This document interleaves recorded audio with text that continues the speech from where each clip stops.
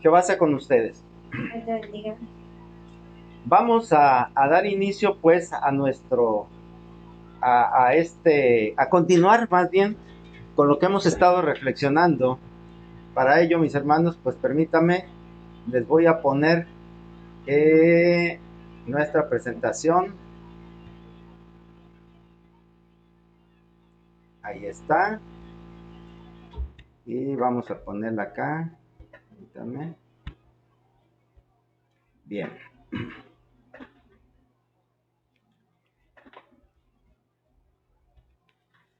Bueno, este estudio, mis hermanos, miren, es dentro de lo que es conociendo la Biblia, pero en particular lo voy a hacer en base a una frase que viene en el libro de Santiago y nos conmina a ser hacedores y no oidores de la palabra.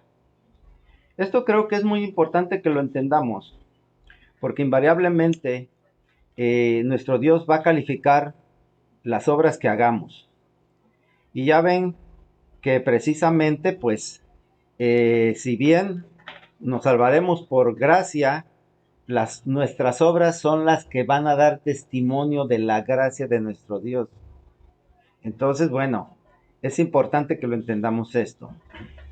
El día domingo estuvimos ya analizando nuevamente y dándole ya el cerrojazo, por decirlo así, al tema de la interpretación de la Biblia, porque bueno, pues habíamos dicho que precisamente en la Biblia es donde encontramos el camino, la fórmula para alcanzar la vida eterna, para alcanzar la promesa de nuestro Dios. Y en este sentido, bueno, es importante que consideremos,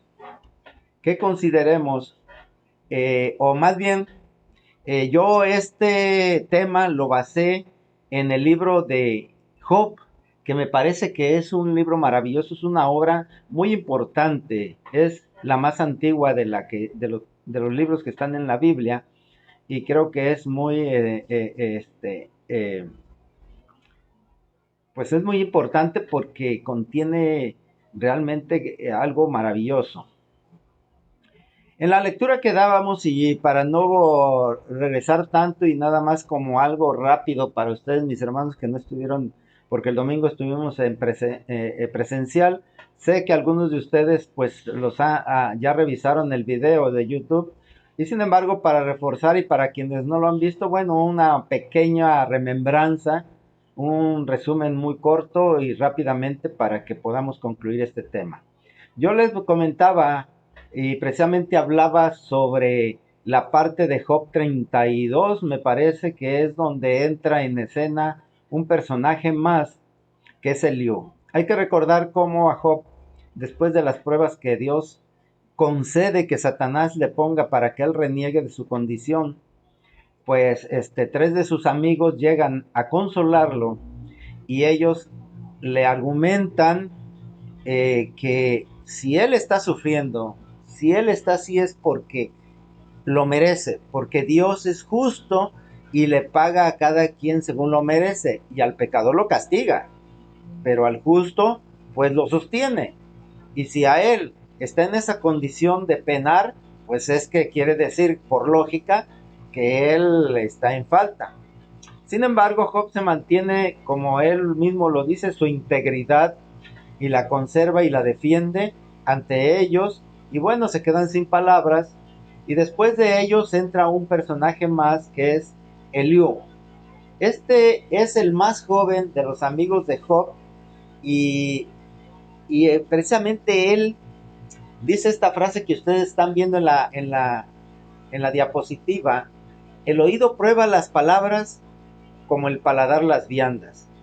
Esto se me hace muy interesante, mis hermanos, porque yo les comentaba precisamente el domingo que cómo nos damos cuenta, porque a final de cuentas lo que leemos o lo que nos dicen acerca de la Biblia, pues está sujeto a interpretación y a criterios personales de quien lo transmite o de quien lo lee. Y quizás si nosotros lo tomamos ligeramente, pues pudiera ser que lo que nos digan está bien, no hay problema, así como cuando nos sirven la comida y pues la comemos porque pues es comida, ¿no? Pero, pero pues nos alimenta, ciertamente nos sostiene, pero no es agradable, no es rica.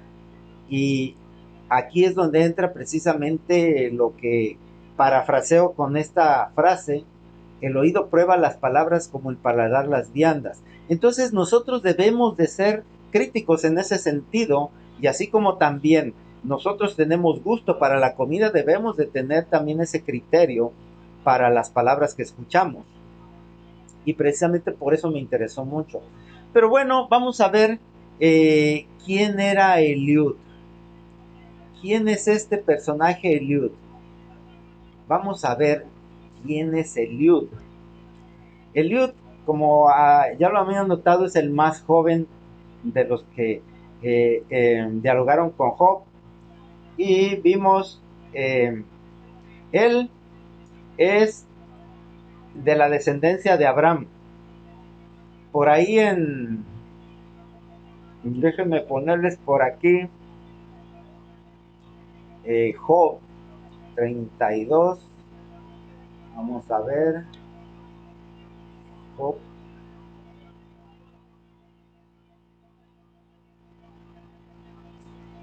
32. Aquí está. Permítanme, vamos a ponerlo. Por ahí lo tiene ya. Este es, aquí nos habla de Job y dice, eh, este Job, ¿quién era?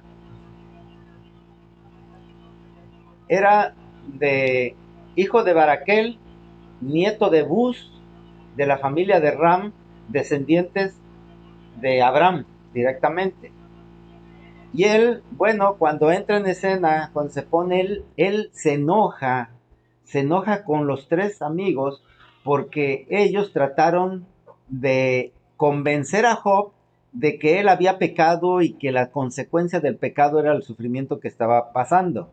Sin embargo, los argumentos de Job fueron suficientes para que él, como dice, justo a sus propios ojos, o como dice en la otra versión, creía ser inocente. Entonces él se enoja, dice, se encendió en ira, se enojó con los tres amigos porque habían condenado a Job sin demostrar que era culpable. Pero a la vez también él se enoja con Job y él empieza con esta palabra muy interesante. Dice, él había querido tomar la palabra antes, pero no la había hecho porque Job y sus amigos eran mayores que él. Vean cómo él tiene esa deferencia para con ellos y respeta a los ancianos en su sabiduría. Pero dice que cuando vio que ya no tenía nada que decir, entonces se enojó mucho y comienza a hablar. Y él les dice así: yo no estaba muy seguro. Bueno, voy a parafrasearlo y a resumirlo. Dice, yo soy joven y vosotros ancianos. Tenía miedo, no estaba seguro de decir lo que pienso porque él era joven y los otros ancianos, y tenía temor de lo que iba a decir. Pero dice, y además agrega que era mejor dejarlos hablar por la experiencia. Pero él aquí en el versículo 8, 9, si ven, aclara que no depende de la idea de entender lo que es justo, y no son los muchos años los que dan sabiduría. Lo que nos hace sabios es el Espíritu del Dios Todopoderoso, y ese Espíritu vive en todos nosotros. Y ya él empieza a decir lo que va a decir, todo lo que argumenta. Y bueno, resumiendo, pues es una parte muy interesante que él reprende a los amigos, a los tres amigos de Job. Pero si nosotros nos damos cuenta, en toda la estructura del libro de Job, siempre que uno de los amigos que llegaron a consolarlos hablaba, Job le respondía, y esa temática lo siguió con los tres en las veces que intervinieron. Sin embargo, cuando entra la disertación de Eliud, ahí ya no lo hace, no le responde Job, sino que inmediatamente después de que habla Eliud, entonces viene la intervención, vamos a decir así, de Jehová nuestro Dios para con Job, y pues no hay ese mismo formato. Yo les comentaba a nuestros hermanos el domingo que en mi parecer, y siguiendo una lógica como lo hemos visto en el análisis exegético, y echando mano también de la hermenéutica, que es el análisis y estudio de los escritos, nos daríamos cuenta que aquí cambia el formato. Y yo les comentaba que para mí en lo particular, pues una de dos, o sobra el discurso de Eliud o falta la respuesta de Job. Y vamos a ver, miren, para que veamos cómo es así. eh, es 34 y ya en el 35 prosigue Eliud su razonamiento hasta el 36.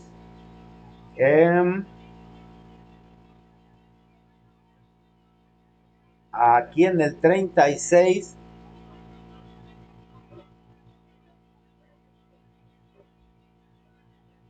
vamos a ver, permítame, no, le sigue el 37, 38 y en el 37 termina de hablar Eliud y empieza a hablar Jehová a Job desde un torbellino y dice, desde la tormenta. Y entonces lo increpa y le dice más o menos los mismos argumentos que Eliud le trata de hacer entender, que la sabiduría de Dios es sobre todos los hombres, que Él creó todo y que no hay nada superior y que no somos capaces de entender a Dios. Y bueno, esto es las razones, el diálogo de Eliud y Job y las razones de Eliud. Aquí lo importante también es que ya al final, pues eh, Jehová nuestro Dios acepta acepta el discurso la justificación de Job, y además advierte a los amigos, a los tres amigos, que solamente que Job orare por ellos y pidiera, no los va a castigar. Y aquí también falta, o más bien no se menciona a Eliud. Por eso en este pequeño análisis que hago del libro, así nada más, como siguiendo unas reglas hermenéuticas, encontramos esos detalles. Y esto se los comento a mis hermanos precisamente porque cuando nosotros estuvimos analizando lo de eh, la interpretación, cuando nosotros leemos la Biblia, vienen ideas y a veces pues no podemos o nosotros la vamos a interpretar de acuerdo a nuestros criterios, y a veces lo que es peor es que vamos a aceptar el criterio de alguien que nos las está diciendo.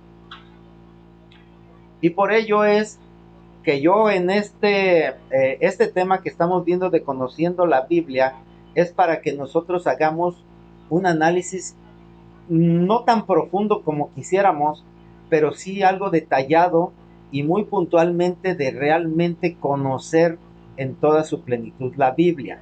Esto con el fin de que a partir de tener un pleno conocimiento de esta herramienta, podamos entonces aprender a usarla.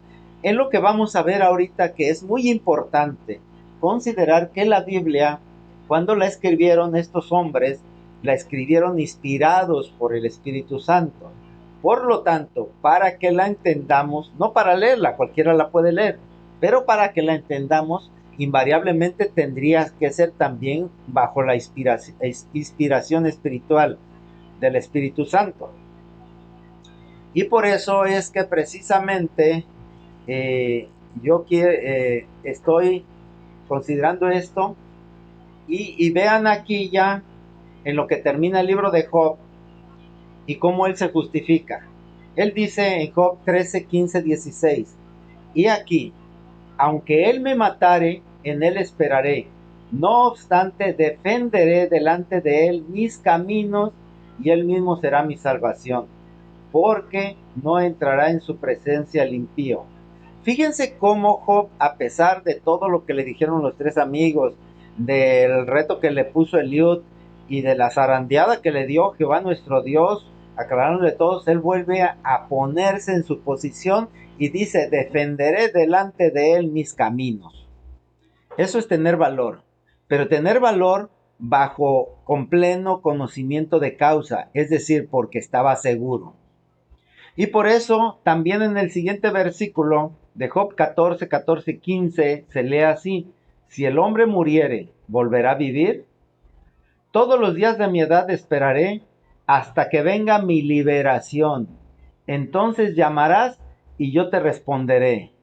Tendrás afecto a la hechura de tus manos. Fíjense cómo con esta, quise ponerlo aquí a manera de que entendamos en qué concluye el libro y la idea general que del libro se, se sugiere es precisamente este colofón.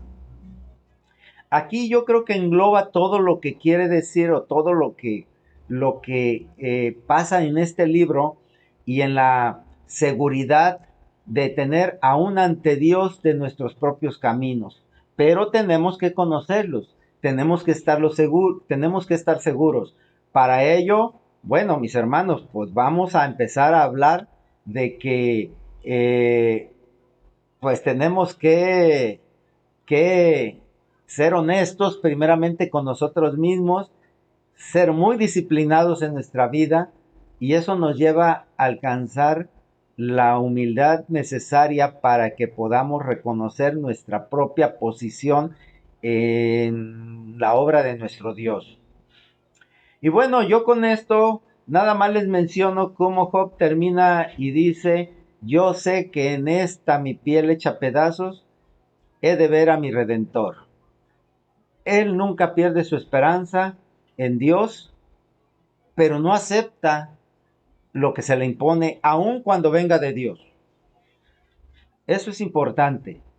Pero para alcanzar esa estatura de Job, primero debemos de entender la obra de nuestro Dios. Y por eso nos abocamos al estudio de la Biblia. Y cada vez que nosotros nos alimentamos, damos un pequeño pasito para que podamos tener y tan siquiera vislumbrar el por qué Job dice que defenderá delante de Dios sus caminos, su posición.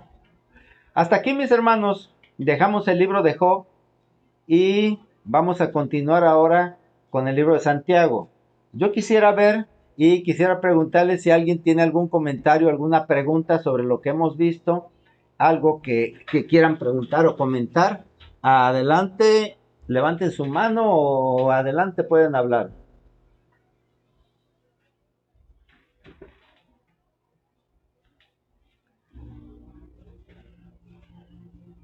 Queda entonces claro lo que ya vimos de interpretación. A ver, ver, yo tengo aquí una duda, Jehová, soy con ustedes. Dice aquí que él, mantendrá no ante Dios sus caminos. Dice, defenderé delante de él mis caminos.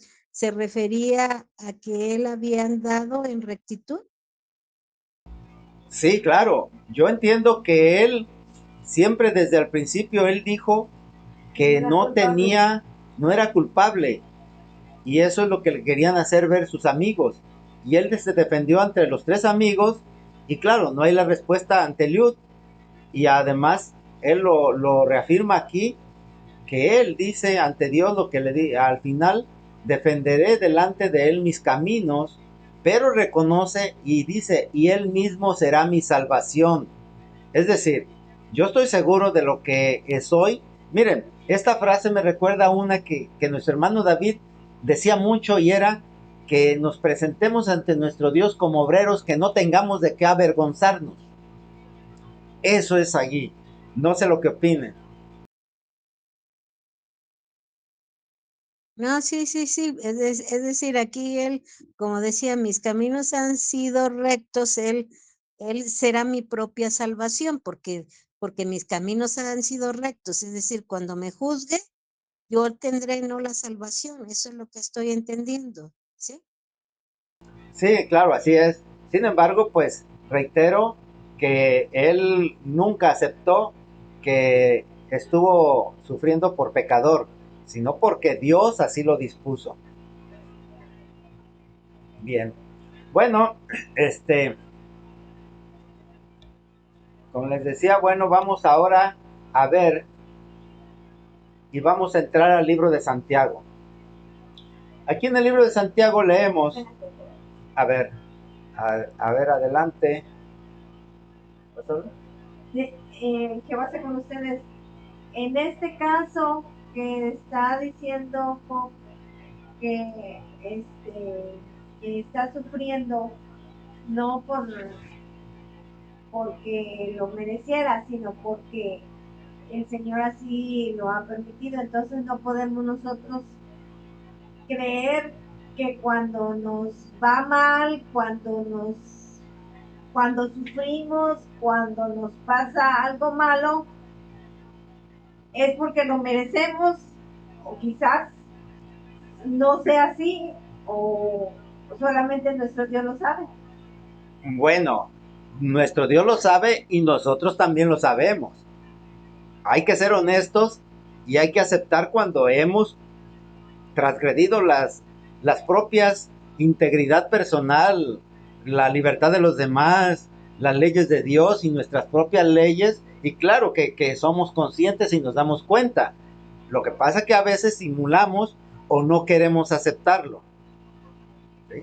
Entonces, esta es la grande lectura del libro de Job. Reflexionenlos y van a ver cómo es aquí lo interesante de esto. Bien, vamos entonces a pasar aquí a la lectura de Santiago y que precisamente es el motivo ya de esta parte del este título de esta fracción del estudio.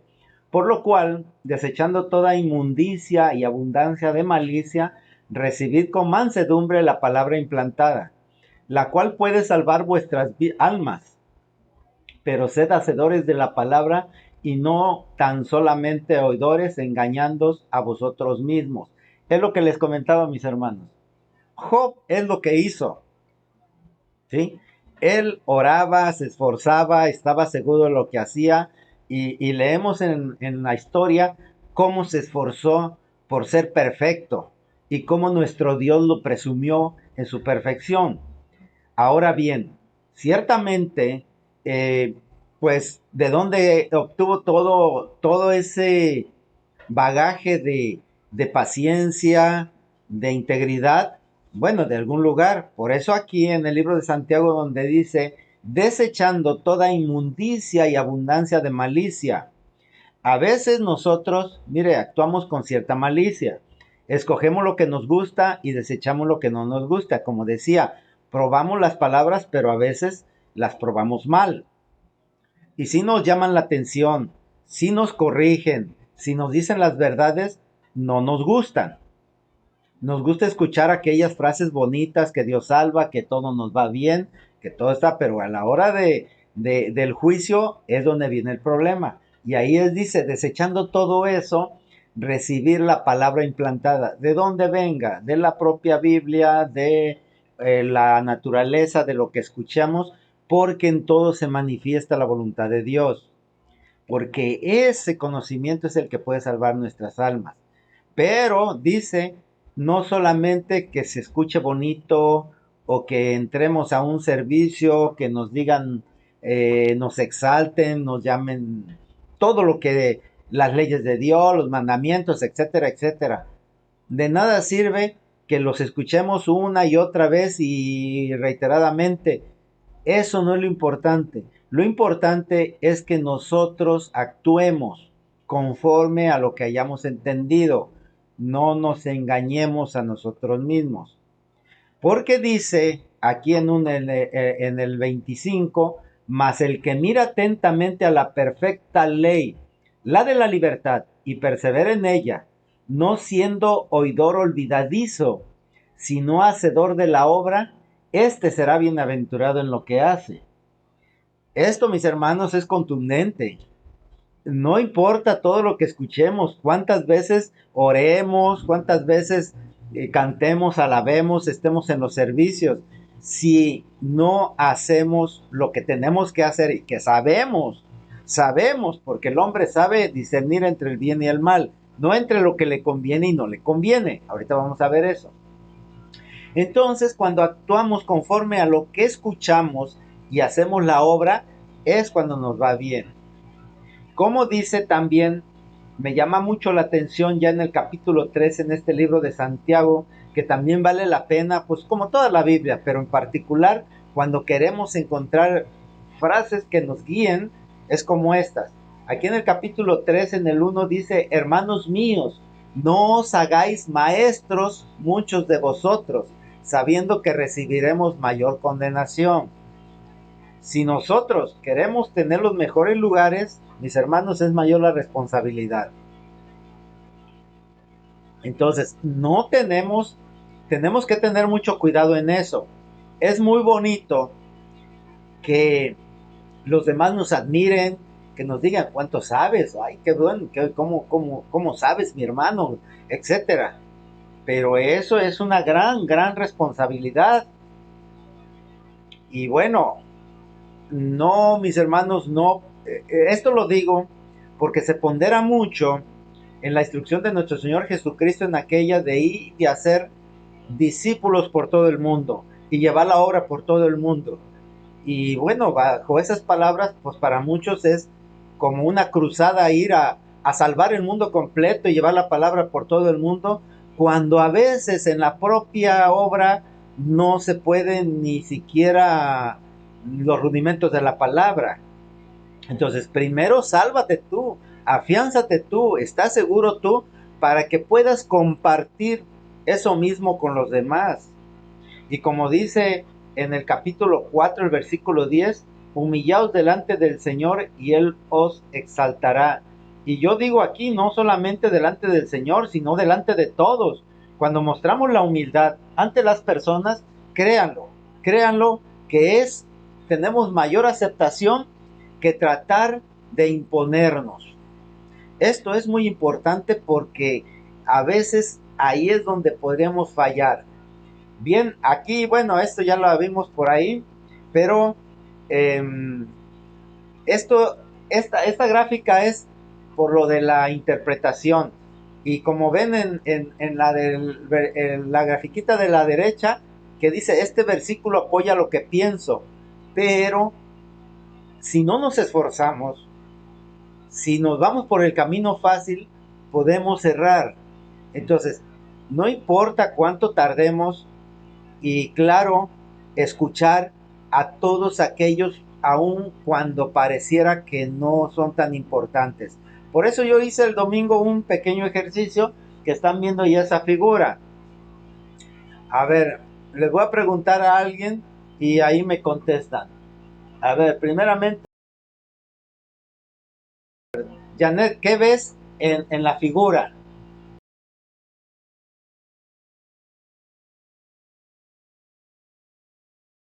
En la figura veo Sí, una paloma, un árbol, un gracias, árbol. correcto. A ver, a nuestro hermano, a los que estoy viendo en pantalla, a ver, nuestro hermano Pablo Telles, ¿qué es lo que estás viendo ahí en esa gráfica?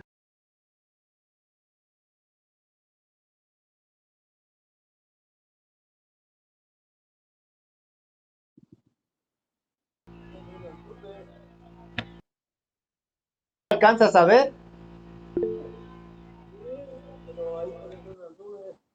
Bueno, a ver, vamos la pregunta a nuestro hermano Ricardo o a nuestra hermana Polita que ya levantó la mano. A ver, adelante Polita, ¿qué estás? Tú ya estuviste el domingo, no se vale. Bueno, pues no. No, yo lo que iba a decir que es una paloma, pero es una nube, que está en forma de paloma, pero es una nube, como nos aclaraste el domingo, es lo que iba yo a decir. Y pues es que cuando vamos, por ejemplo, en el avión, vemos diferentes figuras, con las nubes se ven muchas figuras, pero son nubes. Ya no nos aclaraste el domingo, ¿no? Ok. Quiere participar.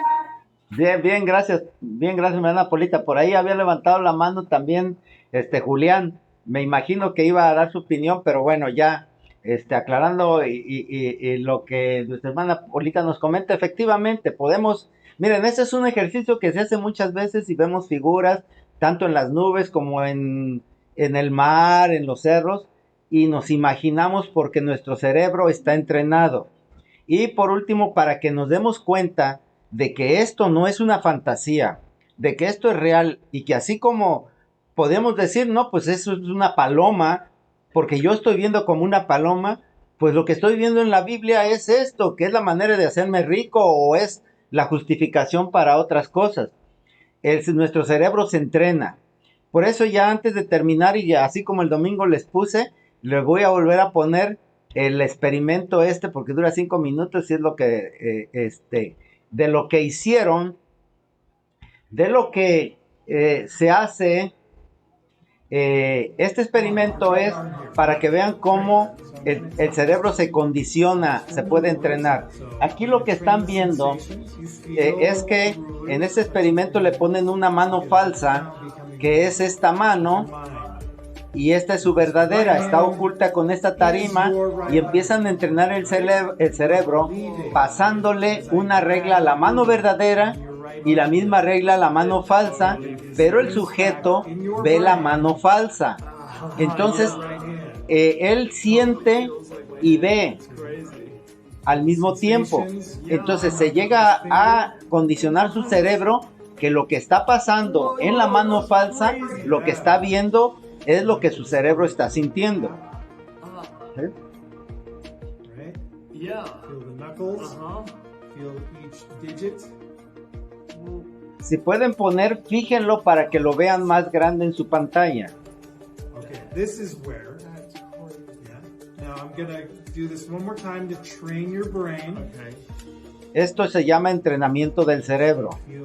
Fíjense, ahora está tocando solamente la mano falsa y él la está viendo, pero la mano verdadera ya no la está tocando.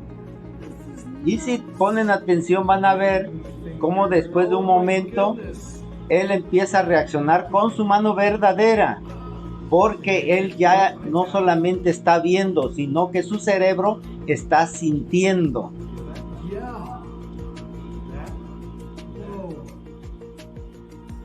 Let you in on a little secret.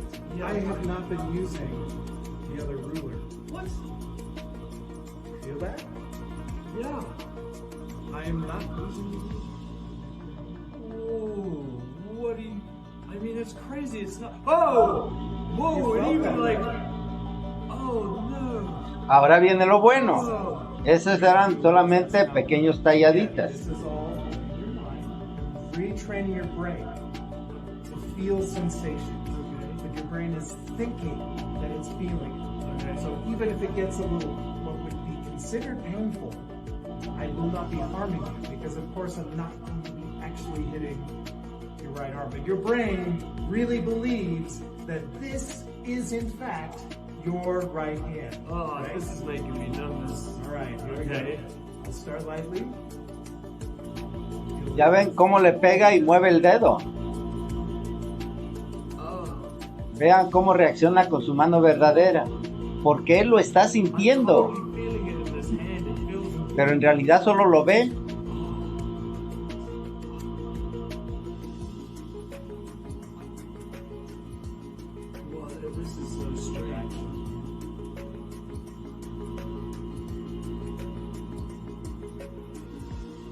You feel that? Yeah, I want to move my hand, but it feels like I can't. Ahora viene algo más interesante. Vean cómo ya empieza a tener ansiedad por lo que está viendo.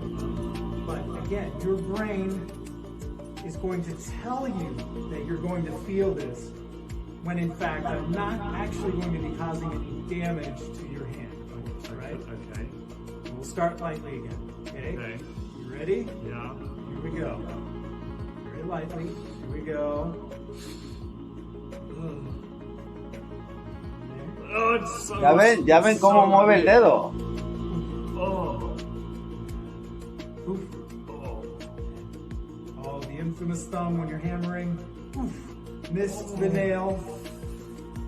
Oh, you know, it feels like an electric shock. It's so strange. Isn't it? Yeah, oh, even when I touch myself. Oh. Yeah. Watch this. One last electric. Watch this. You ready for this one? Okay. Guess which finger I'm gonna hit. Okay. Guess which finger. See if you can tell me which one it is. Middle. Ooh. Now again, I did not actually hurt you, did you? You didn't ¿Sí? feel no. ¿Ya vieron cómo reaccionó? But for an instant, your brain ¿Ya vieron cómo reaccionó?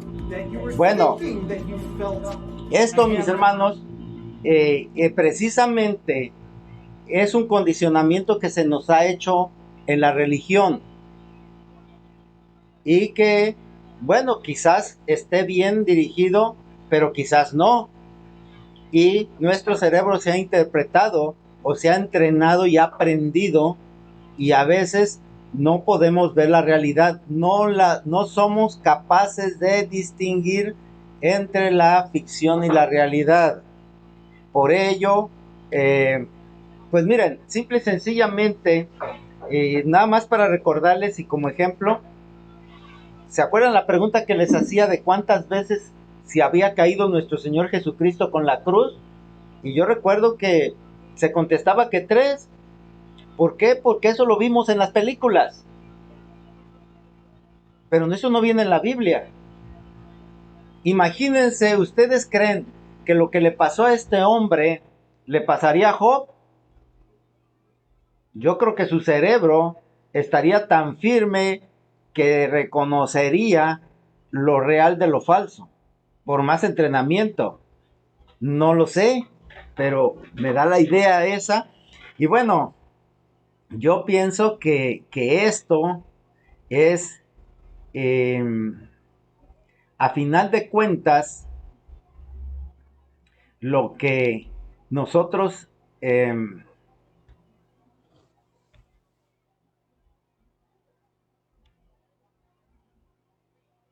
lo que a final de cuentas esperaríamos de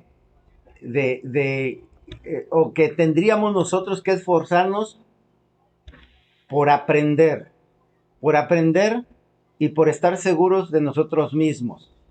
Y yo creo que eso lo vamos a lograr en la medida que nosotros, como dice el texto que estábamos viendo sobre Santiago, si nosotros nos humillamos ante nuestro Dios, si nosotros somos honestos consigo mismos y nos disciplinamos en el estudio de la Biblia, créanlo que vamos que entonces tendremos la espiritualidad necesaria para tener la mejor interpretación.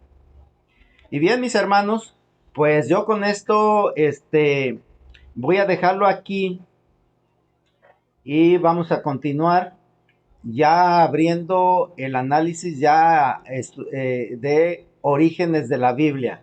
Es con lo que vamos a seguir. Ya vimos toda esta que es teoría y qué es lo que justifica el por qué vamos a realizar nuevamente ese análisis bíblico. Que Jehová les bendiga y les guarde. ¿Alguien tiene alguna pregunta o algo que quieran aportar, cuestionar o preguntar? Tenemos un minuto. Tengo una pregunta, hermano. En donde dice en Juan 9, del 1 al 41, en el versículo 2 y 3, dice que cuando un ciego que de nacimiento, los discípulos le preguntan a Jesús que a quién había pecado, si él o sus padres, para que naciera ciego. Y dijo que ninguno había pecado, sino era solamente para que se manifestaran las obras de Dios en él. O sea que también hay otra para Job, o sea, no, porque Job era perfecto, pues, en esto, en lo que estuvimos viendo, ¿verdad? Aunque tenía, pues como todo ser mortal. Pero en esto, ¿qué es lo que la hermenéutica nos puede decir? Miren, realmente la hermenéutica, así como yo se los ponía se va a analizar el texto y desde un punto de vista literal, desde ahí se va a partir. Ya el domingo por ahí les puse la gráfica de lo que la exégesis trata y de hacer un análisis profundo. Miren, por ejemplo, ciertamente lo que dices es importante. Me voy a tomar un minuto, me disculpan mis hermanos, nada más para explicarles esto. Miren, en el estudio pasado nuestro hermano Pablito estaba comentando sobre David, que él decía que justificaba cómo enfrentarse a Goliat, y le decía a Saúl que él, cuando era pastor y llegaba un oso o un león a robarse un cabrito, él se lo quitaba del hocico, y que si se lo atacaba, él era capaz de romperle la quijada y matarlo. Pero nuestro hermano decía, bueno, aquí él era un muchachito delicado, tierno. ¿Ustedes creen que un muchachito delicado, tierno, pueda matar un león y romperle la quijada? Porque eso es lo que dice ahí en la Biblia. La hermenéutica no va a hacer juicios así, sino simple y sencillamente a partir de ahí va a analizar. Y lo que nosotros vamos a deducir ahí es qué mensaje es el que vamos a recibir. En el caso precisamente de lo que comenta nuestro Señor Jesucristo, es que va a haber muchas cosas que van a pasar y que van a dar testimonio de la voluntad de Dios, de la grandeza. Lo que tenemos que tener presentes es que nosotros, nuestra vida no está en nuestra vida. Si sufrimos o gozamos en esta vida, créanlo que eso va a desaparecer, no va a valer nada. Inclusive la vida que tanto la valorizamos no va a valer nada. Lo importante es lo que alcancemos después de esta vida. Y eso es lo que tenemos que entender. Todo lo que pasa en esta es para que nosotros lo veamos como ejemplos, como enseñanza o como parte de nuestra vida.